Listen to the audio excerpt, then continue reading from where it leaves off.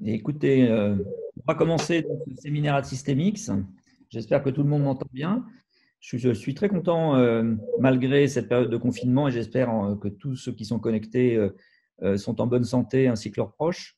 On a fait le choix de redémarrer les séminaires Systemix en mode à distance, compte tenu du contexte. Ça nous paraissait une option d'intérêt. On voit qu'on est une quarantaine là présent, donc on ne s'est pas trompé. Je pense que c'est une solution aussi pour partager de la connaissance, de le faire de cette manière-là.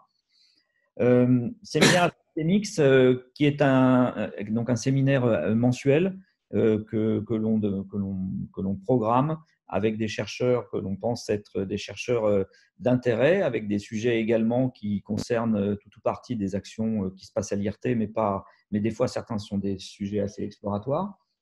On a donc Abdel Lisser qui nous fait la gentillesse de faire l'exercice. Je vais laisser Jacob Huschinger, qui travaille avec moi à l'IRT, présenter un petit peu Abdel juste après.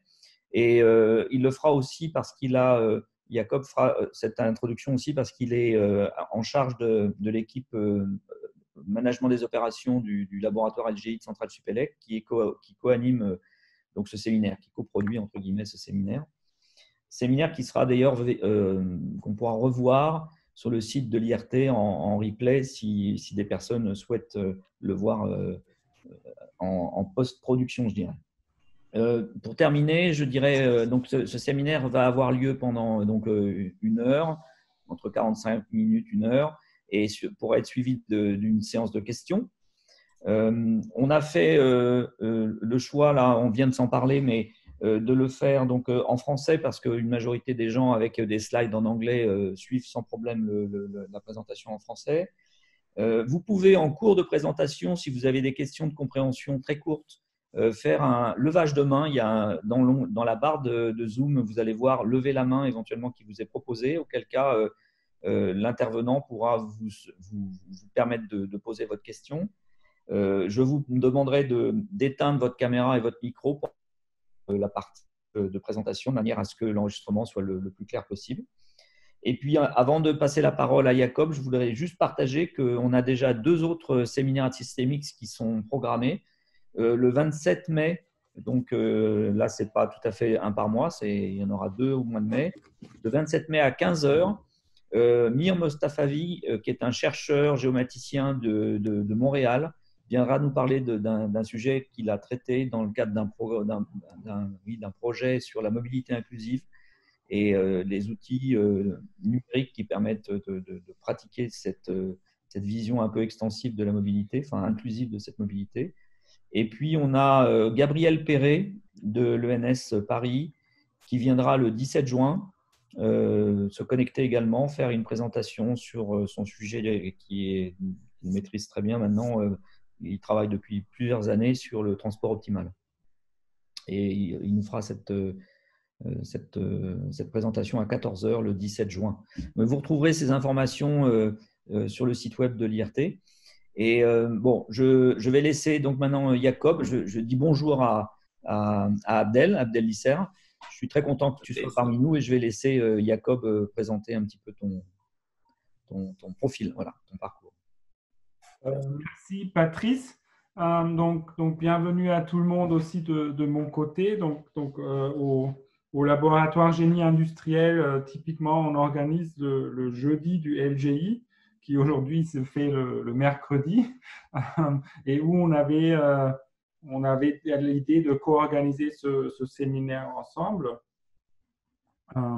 Donc, il y a aussi pas mal de chercheurs du labo LGI, de Centrale Supélec, qui sont présents. Donc, merci à tout le monde aussi d'être là. Et maintenant, je veux souhaiter la bienvenue à Abdel Lisser et le remercier de nous faire ce séminaire aussi de mon côté et de l'introduire. Donc, Abdel Lisser a fait sa thèse à Paris-Dauphine en 1987 et il a passé son HDR en 2000 à l'université Paris-Nord.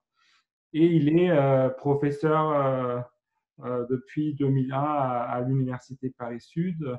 Et donc, ses intérêts de recherche principaux sont l'optimisation stochastique avec vraiment un focus sur le chance constraint optimization, aussi chronic optimization et stochastic game theory. Surtout aussi dans les sujets de télécommunication, de réseaux de télécommunication et de management d'énergie. Il y a aussi, maintenant, nous, on a démarré une coopération avec Maclouf, qui est un collègue de l'IRT qui est présent aussi, je pense, aujourd'hui, sur un sujet qui est sur le véhicule autonome sur lequel on vient de débuter une thèse à l'IRT Systemics.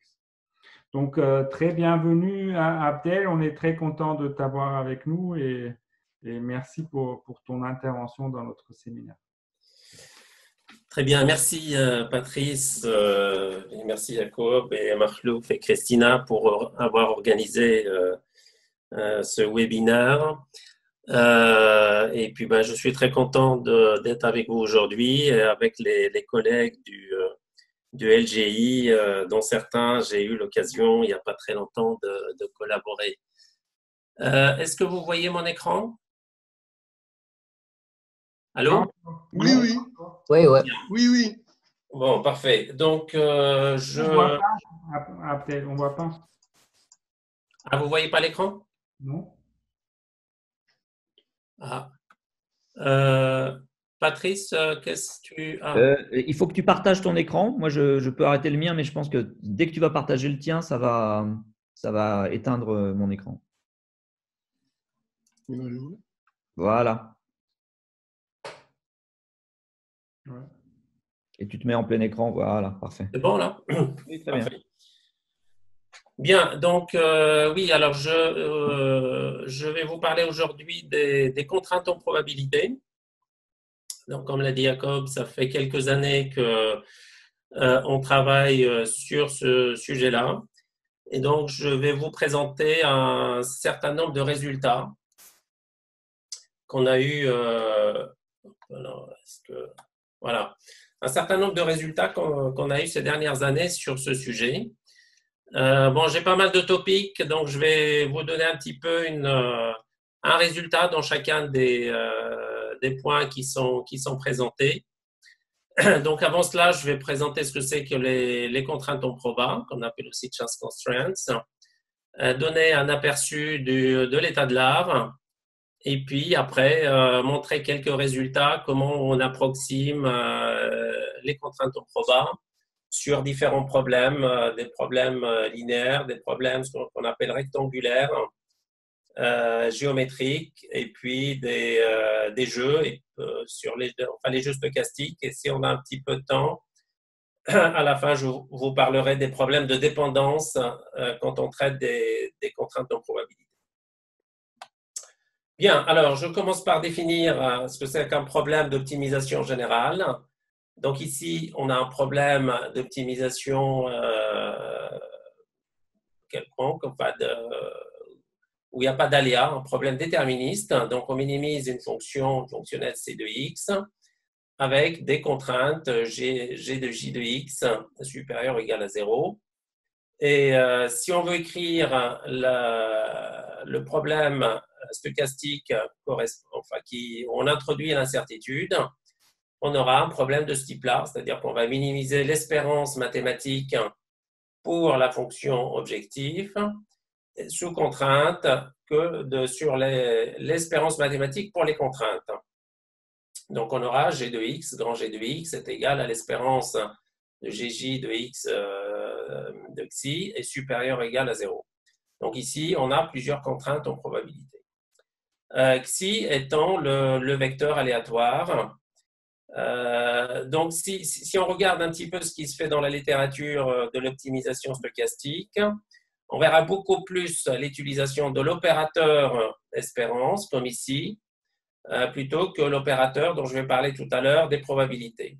Alors, l'espérance, c'est une moyenne, une sorte de moyenne, donc le risque est beaucoup plus limité quand on utilise, la mesure du risque est limitée quand on utilise l'espérance mathématique. Donc ici, on a une grosse variabilité liée aux variables aléatoires. Donc là, on va utiliser les contraintes en proba.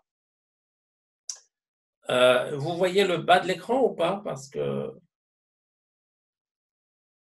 j'ai les petites vidéos qui cachent, mais peut-être pas pour les autres, hein. Bon, Oui, on voit. On voit le bas de l'écran, oui, oui. On voit d'accord, tout, très ouais, bien. c'est bon. Moi, je ne le vois pas parce que je vois les vidéos, mais c'est pas grave. Voilà, donc c'est ce qu'on appelle les contraintes en proba. On va remplacer l'espérance, l'opérateur de l'espérance par la probabilité. Bien, un petit exemple qu'on donne toujours pour illustrer cette problématique de contraintes en proba en optimisation stochastique, c'est le problème de portefeuille. On cherche à investir un capital. Sachant que bon, l'objectif étant de maximiser les profits sous une contrainte de limiter les pertes. Donc la contrainte qui va limiter les pertes, on va la considérer avec une certaine probabilité. Donc la fraction de perte qu'on veut se protéger, contre laquelle on veut se protéger, on va l'appeler état. Et la contrainte en probabilité sera satisfaite dans P% des cas. Si on met par exemple P à 0,95, ça veut dire on prend 5% de risque. Donc cette contrainte en proba, on l'appelle la value at risk. C'est une notion qui est très connue en optimisation stochastique et puis surtout dans le système, pour les problèmes financiers, on utilise beaucoup la value at risk. Bien, alors je vais définir quelques cas des contraintes en proba, c'est-à-dire qu'on rencontre pour les contraintes en proba. Donc ici, on a notre problème. Donc, on va supposer que pour cette première partie de la présentation, que la fonction objective est linéaire ou quelconque, qu'elle n'est pas stochastique. Et on va se focaliser sur les contraintes en proba. Donc ici, on a G de X, c'est égal à la probabilité que les contraintes G de J supérieures ou égales à 0. J appartient à grand J, qui est l'ensemble des contraintes aléatoires ou stochastiques, supérieures ou égales à 1 moins epsilon. Et on peut avoir aussi, en plus des contraintes en proba, d'autres contraintes déterministes, par exemple. Donc, les cas importants qu'on aura en probabilité, en contrainte en proba, c'est le premier cas, l'aléa se trouve en second membre, c'est-à-dire qu'ici, le membre de gauche est déterministe, on n'a que des paramètres et des variables, et la variable aléatoire, elle se trouve de ce côté-là, du côté droit. Et puis, on a le cas qu'on appelle bilinéaire, où on aura la matrice aléatoire qui sera ici, qui sera du côté gauche. Bien, alors, et puis on a un troisième cas dont on va parler aujourd'hui. Alors maintenant, je vais vous présenter un petit peu les particularités des contraintes en proba, c'est-à-dire avant de résoudre un problème de ce type-là. Donc, on peut facilement imaginer que c'est quand on a n variables aléatoires, par exemple, c'est un problème de multi-intégration. Donc, on aura n intégrales à traiter d'affilée. Donc, c'est un problème très difficile à traiter si on le laisse en l'état. Et dans ce cas-là, on va chercher ce qu'on sait le mieux faire en optimisation générale, c'est de l'optimisation convexe, c'est-à-dire voir comment on peut obtenir la convexité pour ces contraintes en proba. Donc, on va supposer que x0 est égal à Rn pour simplifier. Et puis, on a une fonction linéaire. Bien, alors, première proposition. Donc, l'ensemble des solutions, G de x est convexe, est équivalent à ce que G de x est quasi concave. Donc, il faut que G de x soit quasi concave pour que l'ensemble des solutions globales soient convexes. Donc, encore une fois, la convexité, c'est quelque chose d'important. Pourquoi? Parce que si on a un problème convexe, on va pouvoir le résoudre de manière efficace avec les méthodes d'optimisation convexe. Bien, alors on va s'intéresser à deux cas particuliers. Donc, le cas, on a l'aléa sur le membre de droite, et puis le cas, on a une matrice aléatoire. Bien, alors, si on regarde le cas, on a l'aléa qui est sur le membre de droit. Donc, on aura ce problème-là et on aura l'ensemble des solutions qu'on va appeler M de P est égal à cet ensemble-là. Voilà, X tel que, etc. C'est l'ensemble des solutions réalisables. Bien, alors, excusez-moi, je vais juste faire une manip parce que je ne vois pas le bas de l'écran et ça me gêne un petit peu. Est-ce que si je duplique, est-ce que c'est mieux? Désolé pour cette manip parce que ça me cache 25% de l'écran, enfin 20%, donc je ne vois pas très bien. Est-ce qu'en dupliquant, c'est mieux? Étendre, non plus. Bon, c'est pas très grave, on va rester, on reste sur ce modèle-là.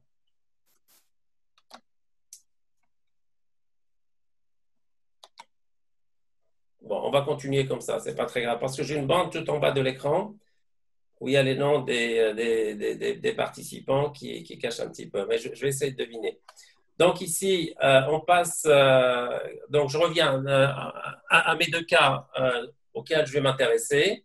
Le premier cas où j'ai l'aléa qui est à droite, le membre de droit, et puis le cas où je vais avoir ce qu'on appelle le modèle bilinéaire, où je vais avoir un produit de grand sigma x inférieur ou égal à h. Donc l'aléa se trouve ici, et on imagine facilement que ce problème-là est beaucoup plus difficile que le précédent, parce qu'on a une matrice aléatoire qui dépend de x, alors que dans le cas précédent, on avait un vecteur aléatoire et qui ne dépend pas des variables de décision. Bien, donc ce domaine, on va l'appeler XP.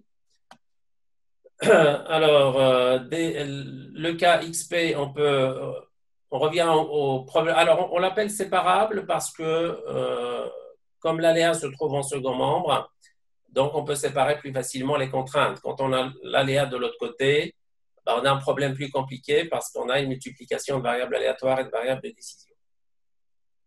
Voilà, donc j'ai la notation suivante.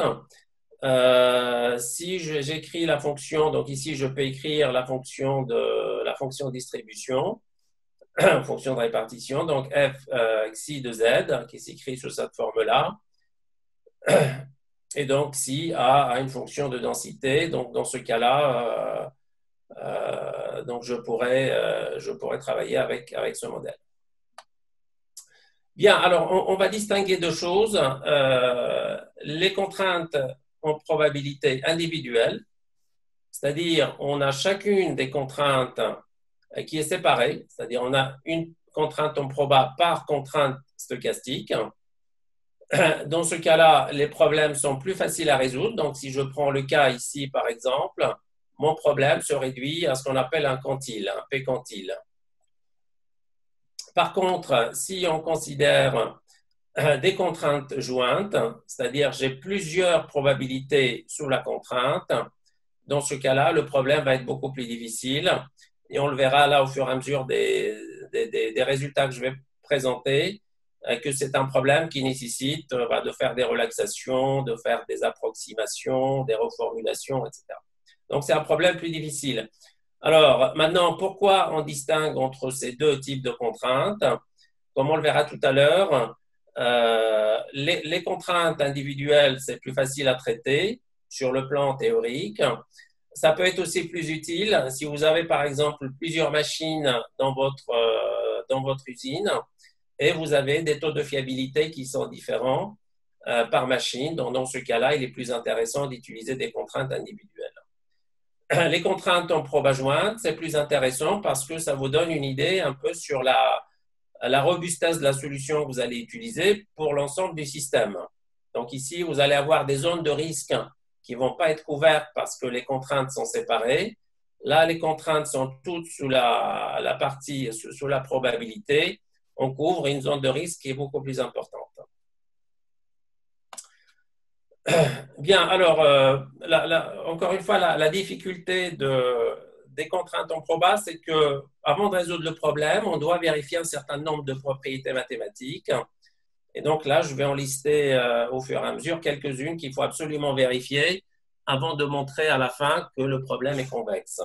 Encore une fois, notre objectif, c'est d'avoir à la fin un problème convexe. Bien, donc là, je vais prendre le problème avec des variables aléatoires sur le côté gauche.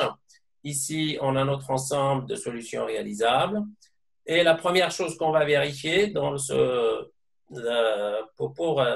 résoudre ce problème à la fin, c'est la continuité. Alors malheureusement, comme on le verra pour d'autres propriétés, on n'a pas toujours les propriétés complètes.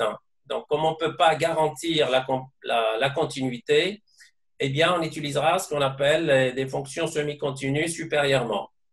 Donc si j'ai deux cas, là, les contraintes sont semi-continues supérieurement, donc G sera semi-continu supérieurement, et la conséquence, c'est qu'on aura le domaine de solution qui va être fermé. Là encore, quand on a un domaine fermé, donc on peut calculer la solution optimale quand elle existe. Alors, il y a un certain nombre de résultats de continuité. Je vais juste les présenter sans m'attarder dessus. Donc, ce qu'on peut dire, c'est que la plupart des distributions avec lesquelles on va travailler vérifient ces résultats heureusement. C'est-à-dire, si vous prenez des distributions de la famille elliptique, distribution gamma, normale, T, etc., on a ces propriétés-là qui sont vérifiées. Bien, on va aussi vérifier la différenciabilité. Tout simplement parce que pour résoudre un problème en contrainte en proba, il y a une approche qui utilise la méthode de gradient. Et donc là, on a besoin aussi que les dérivées partielles existent. Et donc là, on a un résultat sur les dérivées partielles. Voilà, donc je passe un peu rapidement sur ces notions-là qu'on retrouve un peu dans la littérature. J'ai mis aussi des références pour ceux qui sont intéressés de regarder de plus près, donc peuvent aller regarder ces aspects-là. Bien, donc si on résume, si on a des contraintes linéaires, des contraintes stochastiques linéaires avec un second membre aléatoire, on a en quelque sorte cette équivalence-là. Donc je peux écrire ma contrainte en proba comme f de xi de g de x, et c'est une fonction de composition. On a la fonction f et g. Et donc, la question, c'est est-ce que cette composition est concave? Et si c'est le cas, donc on va pouvoir utiliser les méthodes d'optimisation convexes. Donc, il suffit que les GI soient concaves pour que, ce qui est le cas quand G est une fonction linéaire, le linéaire est à la fois convexe et concave. Il faut que la fonction de répartition soit croissante. C'est un peu évident pour les fonctions de distribution. Et puis, on a besoin de la concavité. Et ça, malheureusement, c'est très, très rarement vérifié. On a très peu de distributions qui sont concaves. Dans ce cas-là, de la même manière que pour les problèmes de continuité, on va chercher quelque chose d'un petit peu moins fort que concave. Et donc là, on aura des fonctions quasi concaves dans la définition qui est affichée. Donc, si on avait la concavité, on aurait ça supérieur ou égal à lambda f de x plus 1 moins lambda f de y. Ici, on prend le minimum. Donc, si on n'a pas des fonctions quasi concaves, on pourrait vérifier si on a des fonctions logarithmiquement concaves, comme la distribution normale, ou log normal. Et si on n'a pas de fonctions concaves logarithmiques, on va utiliser quelque chose d'un peu plus faible aussi qu'on appelle R concave, des fonctions R concaves. Donc là, si je résume un petit peu jusque-là, on vérifie la continuité, on vérifie la différenciabilité, et l'avant-dernière étape, c'est les aspects de concavité. Alors rapidement, juste pour montrer l'équivalence entre concave, quasi-concave et R concave, on voit si on a le coefficient R, si c'est égal à moins l'infini, donc on est quasi-concave, s'il est négatif, c'est convexe, et ainsi de suite. Donc ça, encore une fois, ça rend un petit peu ces problèmes de contraintes en proba avec des distributions continues. Je ne parlerai que de distributions continues aujourd'hui, je ne parlerai pas de distributions discrètes, pour la simple raison que quand on utilise des distributions discrètes, on transforme le problème en problème combinatoire et on utilise les méthodes d'optimisation combinatoire. Bien, alors je vais juste vous montrer un résultat qui est important en contrainte en proba avant de passer aux approximations. Donc ça, c'est la partie un petit peu théorique. Un des résultats fondateurs en contrainte en probabilité est dû à Prekopa.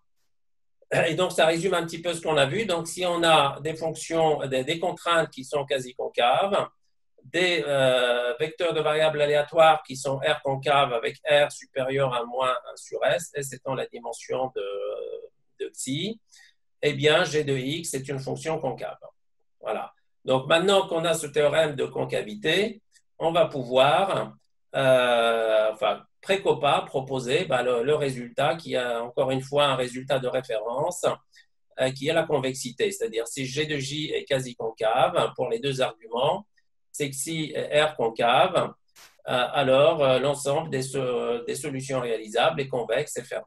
Voilà, donc là, quand on arrive à passer toutes ces étapes-là, on est très content, on peut commencer à résoudre le problème.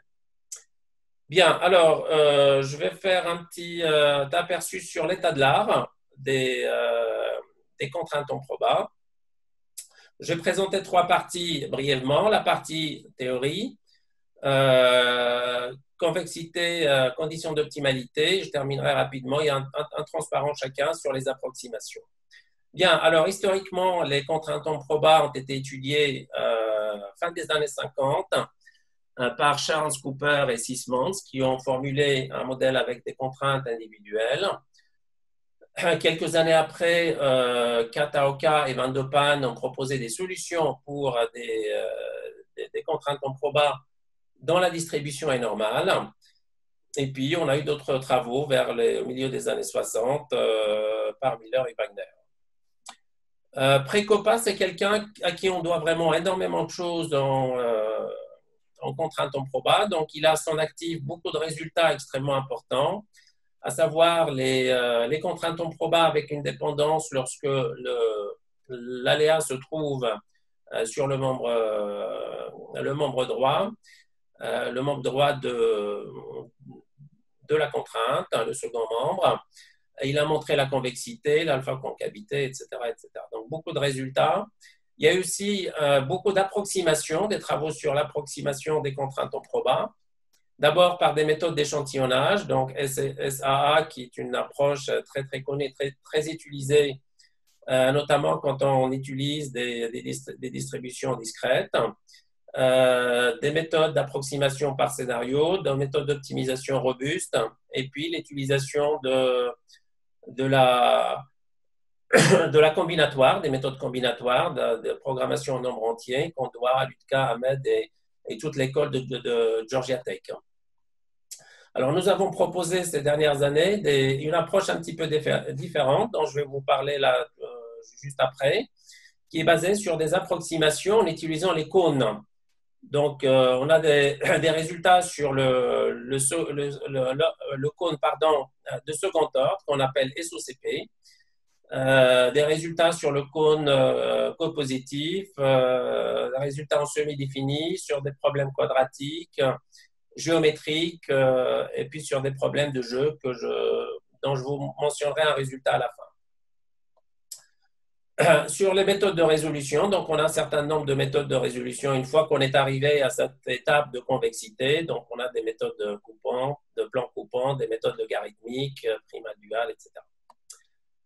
Bien, alors, donc là, je vais vous présenter le premier résultat d'approximation qu'on avait obtenu par les méthodes SOCP. Donc, on s'est plus intéressé au problème avec des contraintes, avec une matrice aléatoire. Donc, c'est le premier membre des contraintes qui est aléatoire. Et ce que je présenterai aujourd'hui, c'est essentiellement des variables aléatoires normalement distribuées. Alors, entre parenthèses, on a des résultats qu'on a obtenus récemment sur des distributions elliptiques, qui est la famille qui génère la distribution normale, et puis d'autres familles de distributions.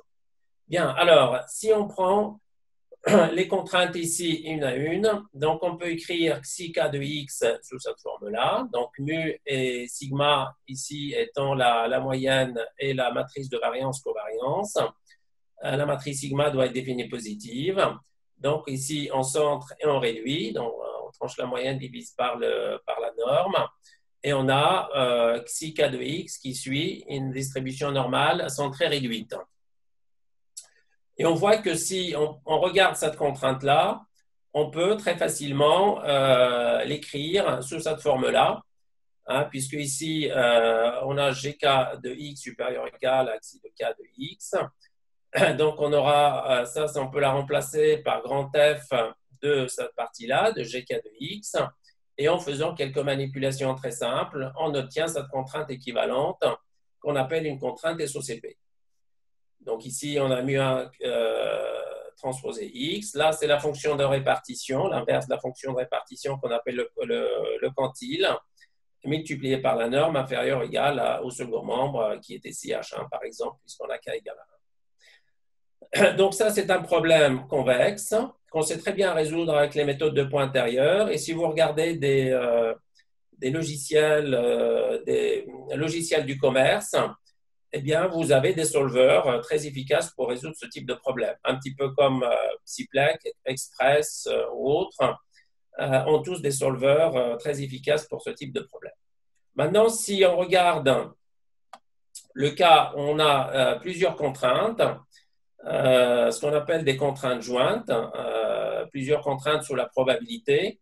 Donc, dans ce cas-là, on a proposé quelque chose qui ressemble, on a fait une extension de cette idée-là, en introduisant des variables superficielles, YK, dont la somme est égale à 1, et on obtient quelque chose qui ressemble à cet ensemble-là, avec la particularité qu'on a P à la puissance Y, et la somme des Y est égale à 1. Je vous montrerai tout à l'heure comment on fait pour ramener un problème de proba jointe en problème de proba individuel. Bien, là, je vous montre un exemple d'une simulation qu'on avait faite pour comparer des résultats lorsqu'on prend la moyenne à la place des variables aléatoires, qui est ici, des résultats lorsqu'on considère des contraintes en proba, et les résultats, enfin des simulations quand on considère des contraintes en proba jointe. Ici, les probas sont individuelles, là, elles sont jointes. Alors, ce qu'on a fait, c'est qu'on a pris le problème avec le problème déterministe, on remplace la variable aléatoire par la moyenne, on prend la solution et puis on génère une centaine de scénarios. On regarde combien de scénarios sont violés par cette solution et on voit que lorsqu'on remplace la variable aléatoire par la moyenne, on a 94 scénarios qui sont violés. Si, par contre, on utilise les contraintes en proba individuelle, la solution qu'on obtient ne viole que 10 scénarios. Et si on fait des contraintes jointes, on arrive à 7, voire 2 scénarios, enfin deux scénarios qui sont violés. Donc, ça montre un petit peu la puissance des contraintes en proba jointe en termes de robustesse, c'est-à-dire vous avez une solution et vous pouvez générer un certain nombre de scénarios derrière et votre solution ne s'écroule pas, comme c'est le cas ici de la solution à la solution moyenne. Bien, alors ici, je vais vous montrer donc notre premier résultat d'approximation. Donc ici, on a notre fonction linéaire. On a des contraintes en proba jointe qui sont linéaires. T étant la matrice aléatoire. Et puis, on a P qui est le paramètre qu'on fixe au départ, en général, à 95%. C'est-à-dire qu'on prend 5% de risque que la contrainte ne soit pas satisfaite. Bien, alors ici, comme je l'ai dit, les variables aléatoires sont normalement distribuées. Donc, on connaît les deux premiers moments. Et surtout, on a la notion d'indépendance. Donc, les lignes entre elles sont indépendantes. Sinon, le problème est très complexe à résoudre. Donc, à la fin, je dirai un petit mot sur le cas lorsqu'on a la dépendance, mais pour l'instant, pour tout ce qui suit, on considère que les lignes sont indépendantes. Bien, alors, d'après ce qu'on a vu, donc ce problème-là peut s'écrire sous cette forme-là. Donc, on minimise C de X, on remplace les contraintes en proba par ces contraintes non linéaires, mais qui ne sont pas vraiment des SOCP parce qu'on a ici, comme je l'ai montré tout à l'heure, cette puissance de YK. Donc, on a F-1 P puissance YK fois la norme inférieure ou égale à dk. Alors, si on regarde ce problème n'est pas convexe. Pourquoi? Parce que F-1, le quantile, la fonction de quantile est une fonction convexe, la norme est une fonction convexe, mais le produit de deux fonctions convexes n'est malheureusement pas toujours convexe. Et dans le cas présent, ce n'est pas un problème convexe. Donc, c'est ce qu'on appelle un problème biconvexe, puisque si on fixe une variable, la variable YK par exemple, le problème est convexe, et si on fixe X, le problème sera convexe en Y. Donc, comme il n'est pas convexe, on va prendre cette fonction de répartition et on va l'approximer. On va faire une approximation linéaire par la tangente, donc une sorte de série de Taylor. Et puis, on va faire une approximation par une approximation linéaire qu'on appelle approximation linéaire par morceau. Donc, comme ça, on va obtenir une borne inférieure et une borne supérieure. Voilà, donc ici, on a un schéma qui représente la même fonction. Elle est dessinée deux fois, juste pour vous bien voir. Ici, on a l'approximation linéaire par morceau et ici, on a l'approximation tangentielle. Bien, alors je vous montre les résultats rapidement. Donc, on a ce premier théorème. Une fois qu'on a fait la linéarisation, donc si on résout ce problème-là, on va avoir une borne inférieure. Donc, je renvoie, comme je l'ai dit, à l'article pour les gens qui sont intéressés par les preuves. Et je montre le deuxième théorème qui nous donne une borne inférieure. On a une borne supérieure et une borne inférieure. Alors, si on regarde des résultats numériques, donc on a fait un test sur le problème de plus court chemin stochastique avec des contraintes de ressources. C'est ce qu'on appelle le plus court chemin restreint. C'est-à-dire qu'on écrit le problème de plus court chemin sous forme linéaire. Ici, on a des contraintes, les contraintes de ressources. Là, ce sont les contraintes de flot. De conservation de flot, et puis on a des variables en 0,1. Donc ici, on a un mélange un petit peu, quand on passe au stochastique, à la fois de combinatoire et de problèmes stochastiques. Alors, ces contraintes de ressources, si on considère le plus court chemin, ça peut être la contrainte, par exemple, de délai. On veut un chemin qui satisfait un certain délai, une contrainte de ressources, de budget, de capacité, etc., etc. Bien, donc si on regarde le problème pendant qui est stochastique, on obtient un problème de ce type-là. Et donc, on a appliqué l'approximation dont je viens de vous parler sur des graphes qui vont jusqu'à 1000 nœuds et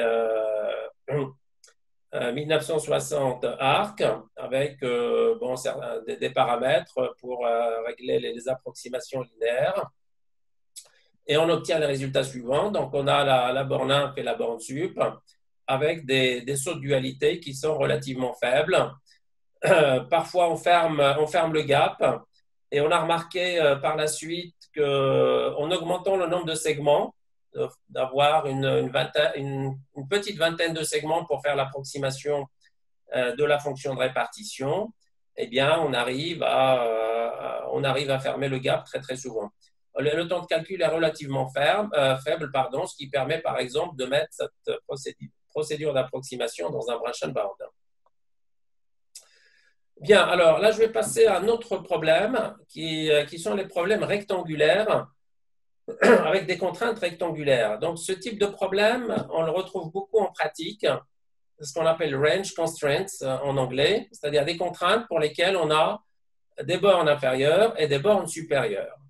Alors ici, on a pris le cas, on mélange un petit peu on a une fonction quadratique ici, on a une contrainte, enfin dans la fonction objectif, une contrainte quadratique et des variables en 0,1. Donc on applique un petit peu la même idée, donc T étant normalement distribué, on connaît les premiers moments, la moyenne et les variances-covariances, et donc on va faire toujours sous l'hypothèse d'indépendance, on va séparer les contraintes. Donc, si on a l'indépendance entre les contraintes, on peut écrire les contraintes jointes sous cette forme-là, c'est-à-dire la produit des probabilités.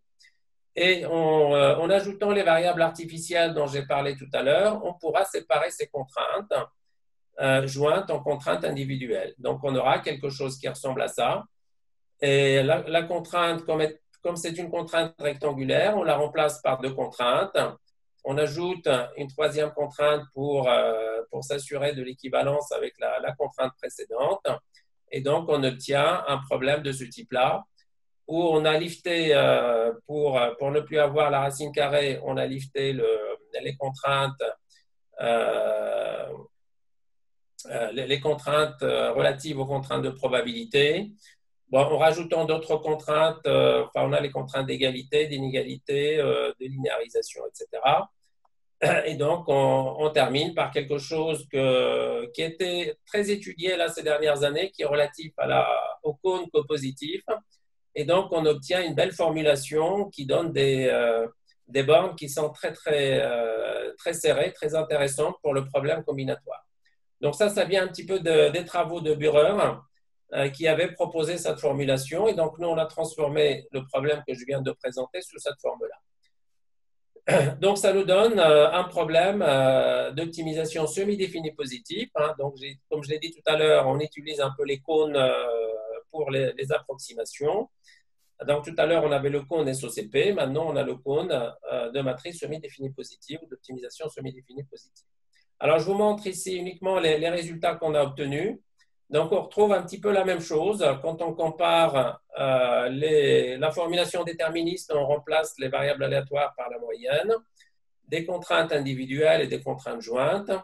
Et on voit qu'on a très peu de scénarios quand on utilise des contraintes jointes. 9 scénarios en l'occurrence ici qui sont violés contre 28 pour les contraintes individuelles et 94 pour la moyenne. Bien, alors, je voudrais là vous montrer un résultat sur l'optimisation géométrique. Donc, l'optimisation géométrique généralise un petit peu tout ce qu'on a vu jusqu'à maintenant. Donc, si on regarde un peu l'enchaînement de ce qu'on a vu, on a commencé par des contraintes linéaires, on est passé au quadratique, et là, on a un problème d'optimisation géométrique. Alors, qu'est-ce que c'est qu'un programme géométrique? C'est un programme de ce type-là, dont on minimise G0 de t. On a des contraintes GK de t inférieur ou égal à 1, et les contraintes ont cette forme-là, c'est-à-dire une somme pondérée de monomiaux, dans CI fois le produit de TJ à IJ, c'est un monomial, et la contrainte s'appelle un posinome. Alors, si on regarde ici, si on met AIJ, là, donc ici les variables sont T, et les paramètres sont les CI et les AIJ. Si on met AIJ est égal à 1 et J égal à 1, on obtient un modèle linéaire. Si je mets AIJ égal à 2 et J égal à 1, j'ai un modèle quadratique, et ainsi de suite. Donc, c'est quelque chose qui généralise un petit peu de l'optimisation non linéaire globale qui est donnée à travers l'optimisation géométrique. Alors, vous allez me dire quel est l'intérêt d'avoir ces programmes géométriques. Donc, pour ceux qui ne sont pas familiarisés, ce sont des problèmes qu'on retrouve beaucoup dans l'optimisation des formes, on appelle shape optimization. Qui sont un domaine très développé, notamment dans l'industrie, parce que c'est de l'optimisation en 3D en fait. À chaque fois qu'on a des designs à faire sur des produits 3D, on utilise les shape optimisation pour construire par exemple des ponts, pour mesurer sur des barres des tensions qu'on va utiliser dans tel ou tel, dans l'industrie automobile, aéronautique, etc. Donc, les circuits électriques, l'ingénierie mécanique, et aussi dans des problèmes de réseau. On a trouvé des problèmes de réseau, des problèmes de transport aussi peuvent se modéliser de cette manière-là. Bien, alors ici, la grande difficulté de ces problèmes-là, c'est qu'on a deux paramètres. On a les CI et les AIJ. Et si on écrit le problème stochastique, on pourrait considérer CI et AIJ comme étant des variables aléatoires. Or, le problème est déjà très complexe lorsqu'il y a qu'un seul paramètre qui est CI qui est aléatoire. Et donc, dans tout ce qu'on a fait sur cette partie-là, ce que je présente aujourd'hui, c'est que les AIJ, les puissances, on suppose qu'elles sont connues, mais par contre, les coefficients qui donnent soit le coût, soit les combinaisons pour les contraintes sont des variables aléatoires. Bien, donc on aura de la même manière des contraintes individuelles, comme c'est le cas ici, et des contraintes jointes pour lesquelles on va voir un petit peu exactement ce qu'on a vu tout à l'heure. Donc là, je présente un petit peu le même schéma à chaque fois. On a des contraintes en proba jointes, on a une distribution normale, et on passe du linéaire au quadratique au géométrique. Bien, alors, les problèmes géométriques, on ne pourra pas les approximer avec des cônes parce que ce sont des problèmes beaucoup plus compliqués à traiter. C'est des problèmes fortement non linéaires. Donc, ce qu'on va utiliser, c'est des transformations, des changements de variables, notamment des changements logarithmiques Et puis, de la même manière, on utilisera les piecewise, les linéarisations par morceaux. Et puis là, on va utiliser quelque chose d'autre que la tangente qu'on a vue tout à l'heure. On va faire une approximation séquentielle. Je vous présenterai là rapidement. Bien, alors, donc, de la même manière, on va séparer les contraintes en proba en contraintes individuelles, en produit. On va écrire ici la transformation de cette manière-là. Donc, on aura YI est égal le produit, enfin, on a toutes les contraintes supérieures à YK, pardon, YK l'on doit un grand K, et puis on a le produit des YK qui est supérieur ou égal à 1. C'est un peu une manière équivalente à ce qu'on a fait tout à l'heure, mais présenté différemment avec des produits, de manière à ce qu'on ait un problème géométrique sur toute la ligne. Bien, alors, donc si on écrit, si on fait la même chose, donc on remplace ici, une fois qu'on a les contraintes individuelles, on introduit la fonction de répartition, le quantile, on obtient quelque chose qui ressemble à ça.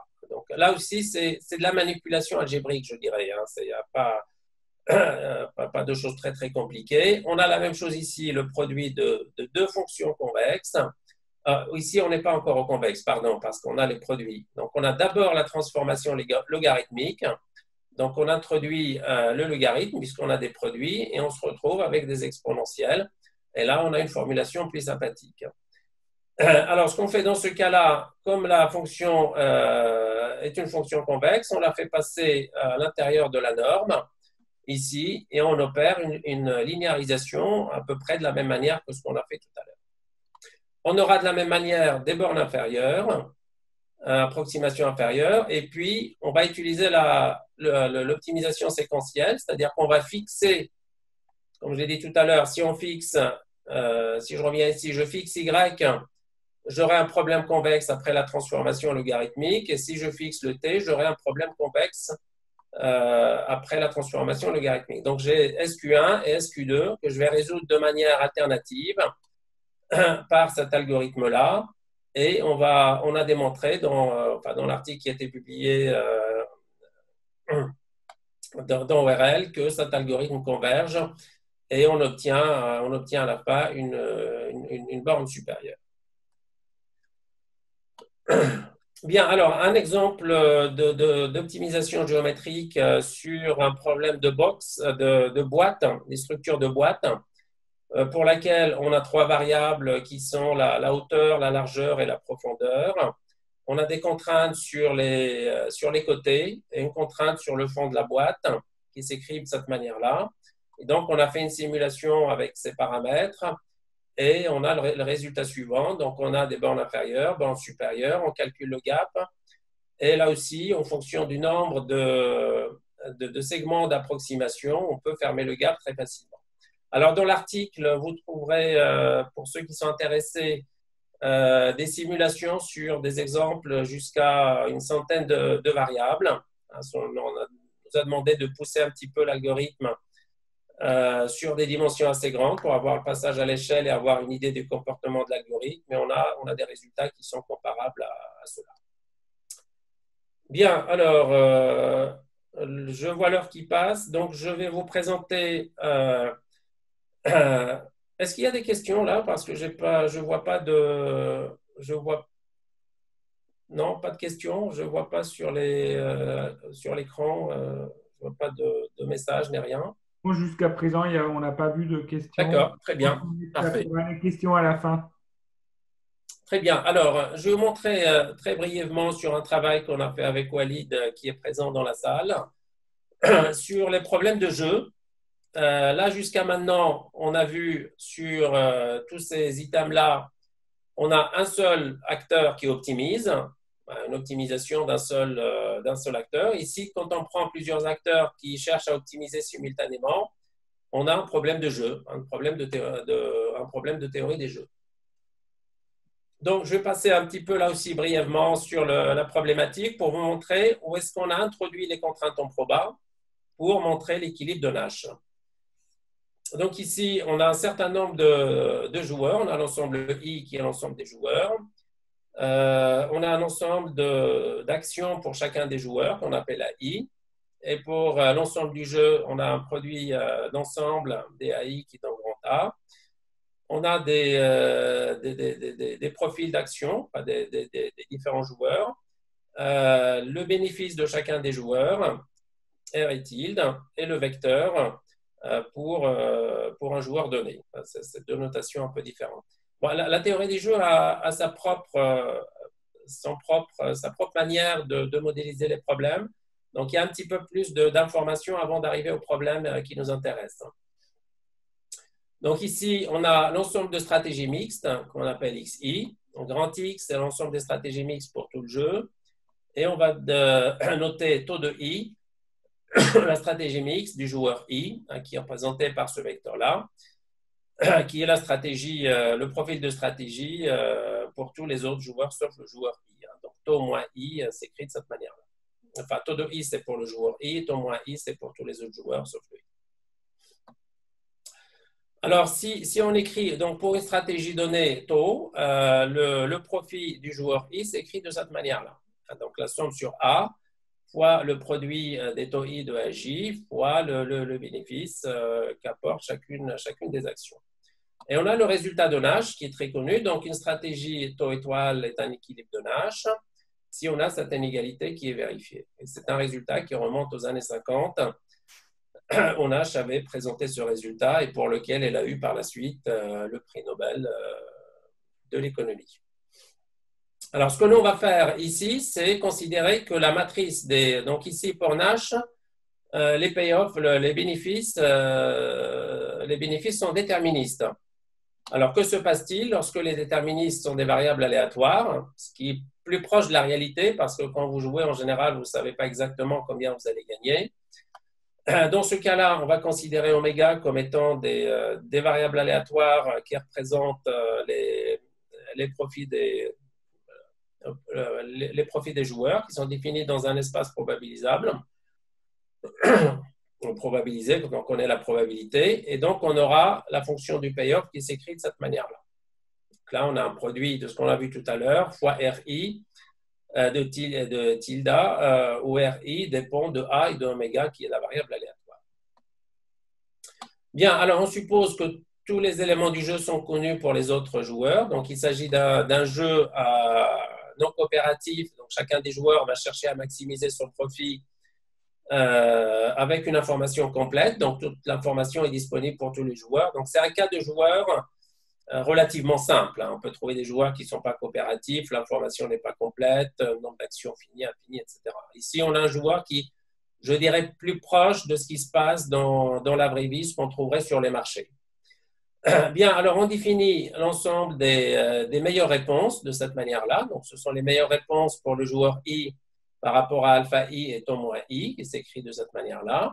Et on aura l'équilibre de Nash quand cette inégalité sera vérifiée, qui ressemble un petit peu à ce qu'on a vu dans le cas déterministe, sauf que cette fois-ci, on aura des fonctions de profit qui dépendent de alpha I et dans lesquelles on va mettre une contrainte de proba. Donc ça, c'est équivalent à ça. Si tau I de star étoile appartient à l'ensemble de meilleures réponses I alpha I, donc on a l'équilibre de Nash aussi. Donc ici, on va écrire le payoff de cette manière-là. Et donc, on introduit la contrainte en probabilité. Donc, ce sera l'ensemble des gamma, tel que la probabilité que le profit soit supérieur ou égal à gamma, supérieur ou égal à alpha. Donc, on retrouve un petit peu l'idée de contrainte en proba qu'on a vu tout à l'heure. Et donc, pour trouver l'équilibre de Nash, on va utiliser un des théorèmes les plus connus qui a été utilisé par Nash dans sa démonstration, qui est le théorème de point fixe de Kakutani. Voilà, donc on a ce résultat-là, on a le théorème. Si on a des profils qui ne sont pas... On a un jeu avec n joueurs, avec un nombre fini d'actions. Si on a un vecteur qui suit une distribution elliptique, avec ces conditions-là sur les moments, donc on a l'équilibre de Nash pour 0,5. Bien, est-ce que j'ai un peu de temps encore pour vous parler de dépendance ou pas, Patrice ou Jacob? Oui, pas, si ce n'est pas trop long, oui. Non, je vais juste donner une idée, parce que très souvent, quand on publie ces résultats-là, en disant, voilà, j'ai une hypothèse qui est l'indépendance des contraintes, on retourne toujours à la question, oui, mais ce n'est pas très réaliste. Et c'est vrai que dans la vraie vie, les choses ne sont pas indépendantes. Alors la question, c'est comment on peut faire pour capter la dépendance entre les contraintes dans un système de contraintes en probe adjointe. Alors il y a deux manières de faire. Soit on regarde les matrices de variance-covariance et on étudie un petit peu les covariances pour les différentes matrices. Soit on utilise ce qu'on appelle des copules, hein, des copules hein, qui sont des fonctions de distribution un peu particulières qui permettent de capter la dépendance entre les variables aléatoires. Donc, jusqu'à maintenant, on a utilisé le principe de séparabilité parce qu'on a l'indépendance. On a vu qu'on prend pour un problème avec des contraintes en probe adjointe, on fait f de xi est égal le produit puisqu'on a l'indépendance, f de k étant les marginales. Mais si on veut considérer la dépendance entre les différentes contraintes, on peut utiliser ce qu'on appelle les copules. Alors, les copules sont décrites de manière… Ça, c'est le livre de référence, Nelson, qui a été publié en 2006. Alors, très brièvement, donc une copule, c'est une fonction de distribution donc, qui permet de retourner une valeur pour capter la dépendance entre plusieurs vecteurs de marginaux qui sont uniformément distribués. Et on a un théorème, le théorème de Sklar, qui permet de donner sa définition qui sont liés aux copules. Donc, qui va nous permettre, comme je vais le montrer là rapidement, de retrouver un petit peu le même schéma qu'on a vu auparavant, mais avec la fonction de copule qui est introduite dans le problème. Bien, je vais passer un petit peu les détails sur les générateurs. Donc ici, il y a plusieurs familles de copules comme pour les distributions. Et nous, on a choisi les copules archimédiennes qui ont plusieurs avantages, qui permettent de séparer les contraintes parce que c'est ça qui nous intéresse et qui ont des propriétés sympathiques sur les générateurs, etc. Bon, alors, elles ont quelques inconvénients, c'est que la copule gaussienne, malheureusement, n'est pas archimédienne. Donc, on ne peut pas utiliser la copule gaussienne comme on utiliserait les copules archimédiennes. Donc, quelques exemples de copules. Les θ permettent de… Donc, ici, on a la copule indépendante, pardon, il n'y a pas de θ. Mais dans les autres copules, Gamble, Clayton, etc., on retrouve un paramètre qui permet de mesurer un petit peu la dépendance entre les variables aléatoires. Alors, je vous montre deux derniers transparents. Celui-là, je l'avais montré tout à l'heure. Donc, ici, on utilise pour les contraintes jointes indépendantes cette formulation-là. Donc, on retrouve quelque chose qui ressemble à ça, mais avec P à la puissance Y. Si on veut traiter, donc là, je reprends cette partie dont je viens de parler. Et si on veut prendre en compte la dépendance entre les vecteurs, on aura quelque chose qui ressemble à ça. C'est-à-dire on aura une fonction supplémentaire qui est liée à la copule qu'on va retrouver à l'intérieur de la formulation. Alors, je vous présenterai rapidement des résultats et après j'arrêterai. Alors, je passe un petit peu les détails. Sauf celui-ci, on voit un petit peu ce qu'on a vu tout à l'heure. Donc, on a encore une fois le même schéma qu'on a étendu petit à petit en partant du linéaire jusqu'au non-linéaire géométrique. Et puis là, pour les cas dépendants, on retrouve une fonction qui est un petit peu plus complexe que ce qu'on a vu tout à l'heure. Donc, on a P à la puissance zk, la puissance sur θ. Voilà, donc pour finir, pareil, on calcule des bornes inférieures, des bornes supérieures. Je vais passer un petit peu là-dessus assez rapidement. Et je vous montre quelques résultats. On fait varier le θ, par exemple, et on mesure le gap en calculant des bornes pour ce problème-là. Alors, je veux juste signaler que pour avoir les résultats qu'on a ici, on a fait une hypothèse qui est un peu forte, à savoir qu'on suppose que la copule est invariante par rapport au produit de la variable aléatoire par la variable de décision. Donc, si je remonte un petit peu, ce qu'on a vu tout à l'heure, donc ce qu'on a ici, voilà, ça c'est K supérieur à 1.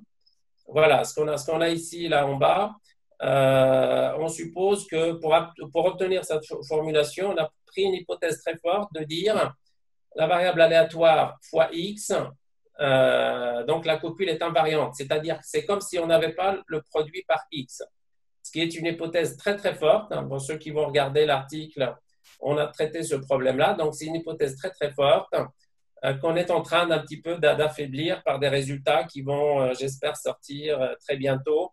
On ne prend plus en compte cette contrainte qui est assez forte. Voilà, donc je pense que je vais m'arrêter là. Je laisserai dans les transparents, il y a une application de la copule sur un problème donné avec des résultats numériques. Voilà, donc voilà un sous-ensemble d'articles qu'on a publiés ces dernières années et qui sont publiés parce qu'on en a d'autres qui sont en ligne et puis d'autres qui sont en cours de révision, etc. Mais là, c'est un petit peu un échantillon représentatif, notamment des résultats que je viens de présenter. Je vous remercie de votre attention et je me ferai un plaisir de répondre aux questions si on a dans l'assistance. Merci Abdel. Jacob, peut-être, tu peux prendre la main, peut-être, comme on avait dit. Oui. Merci aussi de mon côté. Est-ce qu'il y a déjà des premières questions de l'audience?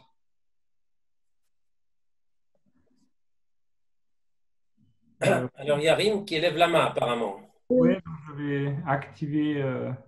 Oui, c'est bon. Oui. J'ai une question de compréhension par rapport aux résultats qui ont été présentés, par exemple celui du sac à dos, le tout premier résultat. Donc, si j'ai bien compris, c'est la capacité, c'est ça qui est une variable aléatoire qu'on ne connaît pas. Et du coup, plus on intègre comme ça les contraintes de probabilité, on pourra être un peu plus conservateur sur le remplissage, c'est ça? Et du coup, c'est ce qui explique un peu… Alors, tu parles de quel tableau exactement, pardon? C'est les premiers résultats que vous avez montrés. Sur le plus court chemin, c'est ça? Il y en avait deux, oui, enfin, peu importe. Pour le sac à dos, c'était peut-être plus simple, mais pour le plus court chemin, pareil, est-ce que c'est… C'est sur ces résultats-là ou sur le suivant, là, ici?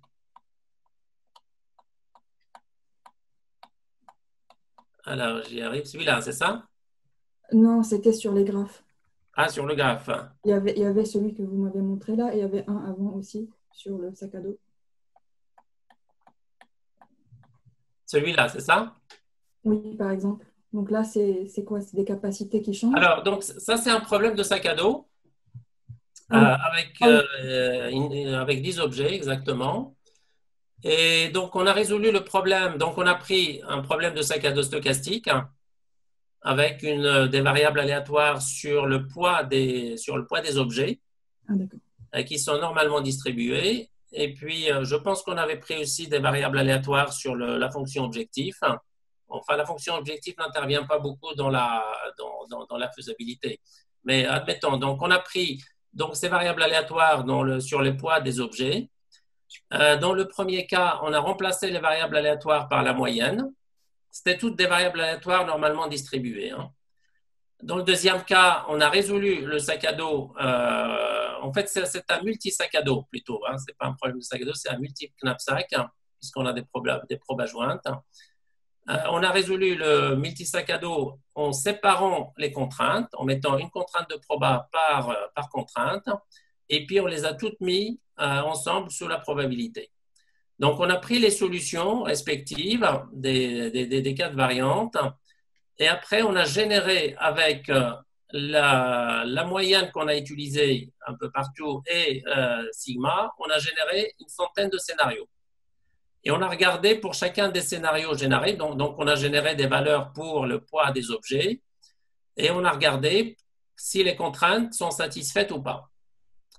Et donc ici, ce qu'on voit, quand on remplace les variables aléatoires par la moyenne, on a 95% des scénarios qu'on a générés qui sont violés. Donc ici, on a 18, on a 7, etc. On a 2. Et ici, c'est parce qu'on a mis plusieurs On a augmenté le nombre de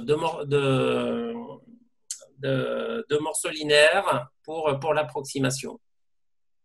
Je réponds à ta question ou pas? Oui, oui. C'était plus pour comprendre, en fait, c'est grave. Voilà, donc ça, c'est un petit peu un moyen qu'on a utilisé dans plusieurs articles pour montrer entre guillemets, la robustesse de la solution. C'est-à-dire la solution ne s'écroule pas quand on change des paramètres. Et donc, on l'a montré pour le sac à dos, pour le plus court chemin, pour des problèmes géométriques, pour des problèmes de jeu aussi. Les problèmes de jeu, là, ce que j'ai montré, c'était comment caractériser l'équilibre de Nash, mais on a aussi des articles où on calcule l'équilibre de Nash. Et donc là, on fait pareil, ces simulations pour montrer la puissance des contraintes en proba dans ces modèles.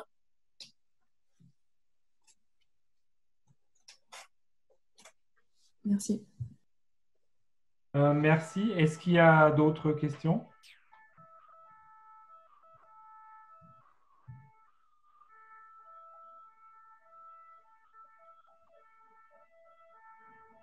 Non?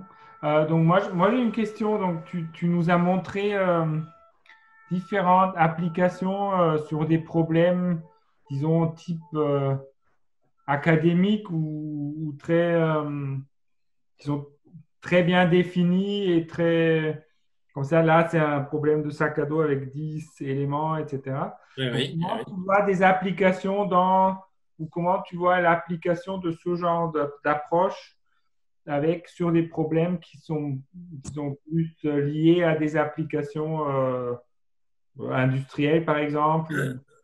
Oui, donc là, je ne l'ai pas présenté parce que on a travaillé il y a quelques années avec une thésarde à EDF sur des problèmes d'offre-demande, des problèmes de planification de la production d'énergie, où on utilise des contraintes en proba. Alors, il y a des collègues à EDF et puis on retrouve dans la littérature beaucoup d'articles sur les problèmes qui sont liés à l'énergie notamment. On connaît bien un petit peu l'aléa, si tu veux, surtout pour les énergies renouvelables aujourd'hui. On voit pas mal d'applications de contraintes en proba qui marchent relativement bien. Alors, ce qu'il y a, si on regarde la littérature, il y a très peu d'articles avec des contraintes jointes, des probas jointes, parce que, comme je viens de montrer, c'est des problèmes un petit peu difficiles. Mais il y a pas mal d'applications en énergie, il y a pas mal d'applications pour les problèmes de fiabilité en gestion de production. On en trouve pas mal. Ce qu'il y a, c'est que pour les présenter, il faut dédier toute la présentation à une application. Mais de notre côté, nous, ce qu'on a fait, c'est surtout pour les problèmes d'énergie. Et puis, éventuellement, pour les problèmes de routage, parce que ce que j'ai présenté pour le plus court chemin, on retrouve ce problème-là comme un sous-problème dans des problèmes télécoms de routage. Donc, je pense qu'on peut très bien l'étendre à des problèmes de multiflow, par exemple. On a des routages simultanés. On peut très bien l'introduire aussi pour des problèmes de survivabilité, de sécurisation de réseau. Et puis aussi d'autres applications. Ouais. Moi je rajoute une deuxième question donc moi je me demande si par exemple pour des tournées ou des plus courts chemins ou des routages de voitures électriques, Oui. la ressource qui est l'électricité ou la charge dans la batterie, ça pourrait être par exemple dépendant, si ça dépend par exemple parce que ça dépend de la température et d'autres aspects que la rapidité de la décharge, donc ça on pourrait le formuler. Tout à fait, oui. Il y a des problèmes de tournée de véhicules. On utilise l'optimisation stochastique. Alors, on trouve beaucoup plus des problèmes qu'on appelle à deux niveaux. C'est-à-dire, on prend une décision sur une partie de données qui sont disponibles et puis on a un problème de recours. Donc, on décide maintenant par rapport à ce qu'on connaît, on attend la réalisation de l'aléa et puis on résout un problème de recours. Là, par contre, il y a énormément d'applications. Sur les contraintes au proba, c'est vrai que les problèmes, on a des des aléas qu'on peut facilement mesurer en finance, par exemple, où ils ont un historique extrêmement important. Je crois que c'est l'un des domaines qui a l'historique le plus important puisqu'ils ont des données journalières. Là, il y a pas mal d'applications liées à la VAR, la value at risk, ou la CVAR, c'est une fonction un peu améliorée de la VAR parce qu'elle a la convexité. Et on trouve beaucoup d'applications dans ces domaines-là. Alors, il y a récemment, là, j'en ai pas parlé aujourd'hui, mais je me ferai un plaisir de revenir une autre fois pour parler de problèmes où on ne connaît pas la distribution de probabilité, parce qu'aujourd'hui, tout ce que j'ai présenté, on connaît la distribution de probabilité des variables aléatoires. Or, dans la vraie vie, malheureusement, les événements aléatoires sont pas gaussiens, sont pas elliptiques, ça peut être des choses qu'on ne connaît pas, qui ne sont pas proches des distributions qu'on connaît. Et donc, ça s'appelle des problèmes distributionnellement robustes. On va partir des moments, parce que beaucoup de phénomènes aléatoires, on peut calculer les premiers moments, au moins la moyenne et la variance, et construire un ensemble d'incertitudes. Et là, par contre, il y a beaucoup de travaux en ce moment dans la littérature avec des contraintes en proba sur l'optimisation distributionnellement robuste.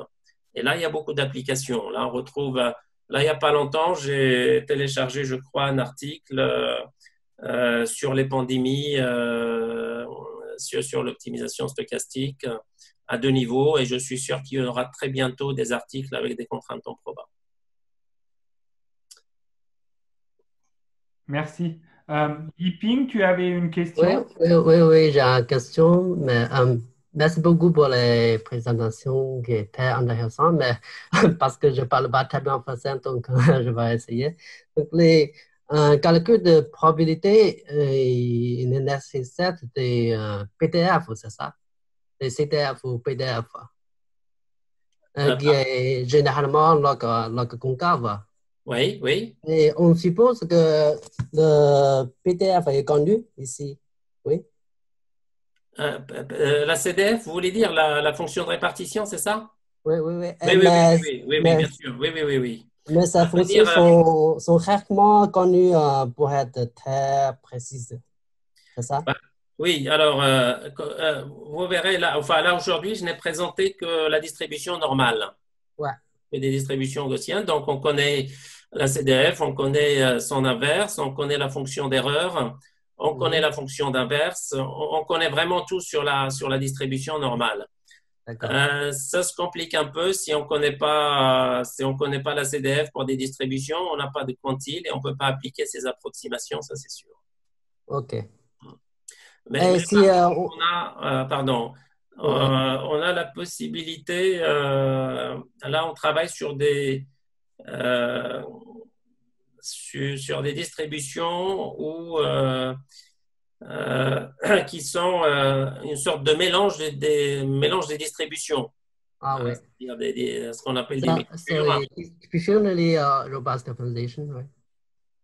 Distributionally robust, on ne connaît pas la distribution. Mais là, je parlais dans le cas stochastique pur. Ouais. On a des distributions un petit peu globales qui peuvent avoir des aspects un peu plus tordus que la distribution normale. OK. C'est sûr que pour distributionnellement robuste, on n'a pas besoin de connaître la distribution. Mais par contre, si vous regardez un article qu'on a publié en 2014 dans SIAM, on compare l'optimisation stochastique et distributionally robust avec des chance constraints. On a montré que distributionally robust, c'est bien quand on ne connaît pas avec certitude la distribution de probabilité. Parce que quand on connaît la distribution de probabilité, l'optimisation stochastique est beaucoup plus puissante que distributionnalement robuste, parce que les distributionnalement robustes sont des approches conservatives, parce qu'on cherche le pire cas, en fait, on fait un min-max, et on cherche le pire cas. Mais par contre, si on ne connaît pas exactement la distribution, là, ça peut être plus intéressant. Ouais. OK. Merci. Je vous en prie. Abdel, j'avais une question sur l'avant-dernier développé, celui en théorie. Si tu peux nous remettre à l'écran. Sur lequel, pardon? celui sur la théorie des jeux, tu sais. Ah oui, d'accord, oui. Ouais. Là, tu fais l'hypothèse que chaque joueur a un ensemble d'actions possibles, Oui. AI, et ensuite, dans la slide suivante, le payoff, en fait, est calculé sur la somme, une somme qui porte précisément sur les actions, hein, c'est ça, le R. Bah, c'est-à-dire, c'est le payoff par rapport à toutes les actions et le reward qu'ils apportent. C'est ça. Oui. Existe-t-il des variantes de ce problème, une extension de Nash, où les joueurs n'ont pas forcément un ensemble d'actions constant dans le temps, que l'espace des actions peut être évolutif et qu'il peut s'étendre au fur et à mesure que le jeu avance. Oui, oui, bien sûr. Ce sont des jeux dynamiques. Et c'est ce qu'on trouve le plus dans la littérature de la communauté des jeux, qui est une communauté stochastique, des jeux stochastiques, qui est une communauté très très importante, qui date déjà de pas mal de temps, parce que c'était les économistes qui s'intéressaient, enfin les mathématiciens économistes qui s'intéressaient à ces problèmes. Et donc les jeux stochastiques dans ce cas-là ne considèrent pas que les payoffs, les profits sont aléatoires, mais c'est la transition enfin, d'un état à un autre. Donc, ils ont des matrices de transition. Ce sont des jeux markoviens. Je ne sais pas si c'est à ça que tu fais référence. En fait, la suite de ton exposé, je me demandais s'il s'écroulait complètement avec cette hypothèse-là ou au fur et à mesure. Alors ça c'est une très bonne question. Pour traiter des jeux dynamiques, il faut savoir traiter des contraintes en proba dynamique. Ça, c'est extrêmement difficile. Ah, d'accord. Donc ça, c'est un terrain qui est investigué en ce moment ou... Très, très peu. Très, très peu parce que déjà, quand on n'est pas là, comme je l'ai montré dans le cas statique, c'est des problèmes qui restent très difficiles. Quand on passe à des jeux dynamiques, le problème devient à des contraintes en proba dynamique, pardon. Le domaine est extrêmement difficile. Mais si ça t'intéresse, je peux t'envoyer un article. Enfin, moi, j'ai pas travaillé encore dessus, mais je connais un ou deux papiers dans la littérature qui traitent. Mais vraiment, c'est très très rare. D'accord. Très très rare. Par contre, il y a un autre domaine. Ça se touche. On utilise pas mal de contraintes en proba, c'est en contrôle optimal. Donc, on a cet aspect de trajectoire, puisqu'on a des contraintes d'état et sur lesquelles on peut mettre des contraintes en proba. Là, cette communauté, une partie traite, dans le cas de contrôle stochastique, ce type de problème. Mais je n'ai pas vraiment vu vraiment des travaux poussés sur les contraintes en proba dynamique. On s'arrange toujours pour simplifier, pour faire des approximations, parce que les problèmes de contrôle sont déjà des problèmes difficiles. D'accord. Mais c'est sûr que c'est un domaine à investiguer. Là, on fait couvrir une brèche dans la théorie des jeux. Il y a les jeux dynamiques, il y a les jeux répétés, il y a les jeux information incomplète. Si on veut faire un peu plus de théorie, il y a des jeux infinis, un nombre d'actions infinies, un nombre de joueurs infinis. Là, on rentre vraiment dans des domaines qui sont un peu plus complexes. Y a-t-il d'autres questions? Moi, je profite pour en poser une, Abdel, c'est Maclouf. Oui. Sur la partie jeu, tant qu'on est sur ce slide-là, oui.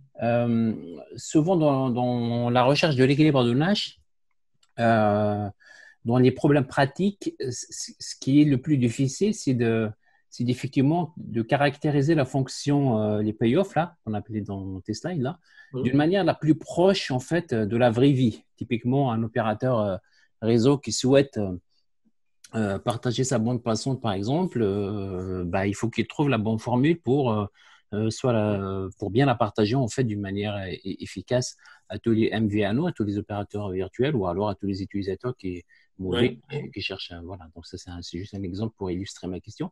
Est-ce que dans ce qui suit après cette partie-là sur la recherche de l'équilibre de donnage, est-ce que tu as une idée du rapprochement sur la tête que pourrait avoir une fonction payoff en fait pour nous garantir l'existence ou l'unicité de l'équilibre de donnage, tout en gardant à l'esprit qu'il faut que la fonction RI, là, tilde, finalement, soit significative dans la vraie vie, quoi. Est-ce que tu as déjà abordé ce genre de point? Je dirais plutôt,